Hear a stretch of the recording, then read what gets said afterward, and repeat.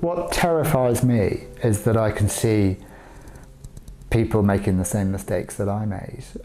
When I was a young journalist, I felt at the time it was the thing to do, to work all hours I could in order to get the breaks that I needed.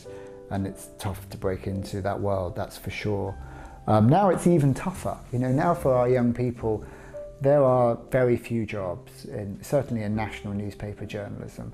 And you see people sort of glazed-eyed as they arrive at The Guardian for a shift, having already done a shift on another newspaper that day because they think that's what it's going to take. And some of them, of course, will be fine because not everybody is so predisposed as to collapse at the first sign of a bit of stress.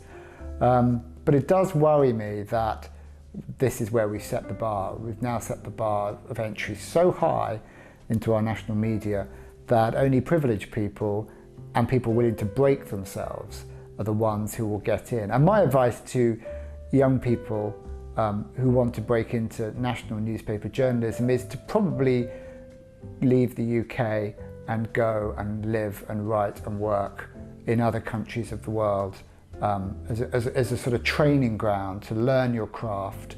And there are loads of English language newspapers in capital cities all around the world.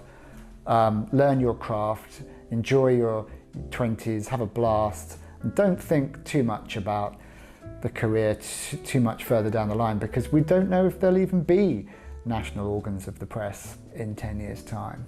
I think if you're going to go and live overseas and work overseas, you're just going to kind of give it all up and buy a one-way ticket to Buenos Aires or Qatar. I think if you're ever going to do that, now is the time. I mean, the world is so connected. The digital world is fantastic for this kind of thing because you'll meet people almost as soon as your planes hit the ground. I think that you need to go in with this kind of mindset, and all young journalists will know this, that, open, not closed. You need to be, happy to go out and meet new people and sit around in cafes and bars talking, and I found that all to be completely wonderful. Yes, I think living overseas, there are times when you can feel like you're a long way from family and friends. But I think that most people who have that kind of wit and instincts will know where to go and who to see. And there's so much infrastructure. In a lot of these places, there's so much there already. They're like small villages. It's easier to get to know someone, I think, if you go as a Brit to live in Nairobi or Moscow than it is to move to London.